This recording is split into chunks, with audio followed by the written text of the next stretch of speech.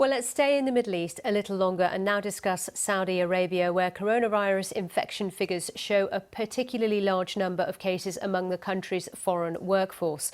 Rich Preston is with us in the studio to talk about this issue. Nice to see you, Rich. So just put us in the picture when it comes to Saudi Arabia. Well, in the early days of the virus, Saudi Arabia was widely praised for quickly introducing tough measures to try and stop the spread of the disease. So it banned religious pilgrimages, banned both foreign and domestic travel. Nonetheless, it has been hit by the virus. If we take a look at some numbers, it's had a total number of just over 27,000 cases. And amongst that, there have been over 180 deaths. In the last 24 hours, the Saudi Health Ministry has reported over 1,500 new cases. But what is interesting is amongst that, 80% of those cases are amongst the migrant workforce. Now, Saudi Arabia's population is around 30 million, and a third of that is made up by the migrant population. Of course, Saudi Arabia, one of the world's wealthiest countries, and this migrant population, some of the world's poorest people, predominantly men, predominantly young, from Pakistan, India and Bangladesh. And this is the real concern, isn't it? Not just for Saudi Arabia, but many countries around the world where there is this a big number of migrant workers that come from elsewhere.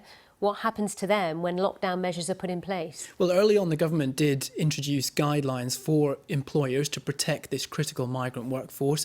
Things like creating safe isolation spaces. If someone was sick, they could take themselves away, disinfecting working environments, etc. But human rights groups are concerned that those measures weren't introduced properly, and in particular there's concern about living conditions. You know, people live in very basic, very cramped conditions. On top of the health worries, there's the financial implications. You know, lots of these people send big parts of their pay packages back home to families living in the countries they came from, and of course if they're not working, they're not earning, and they're not sending that money back. So, as you say, there has been criticism of what's happening to this migrant workforce. What's the government doing about this? Well, the government says it is taking action. As of Sunday, it's closed off the eastern industrial city of Dammam. No one going in or out. That's to try and limit the spread. It has placed restrictions on other cities previously.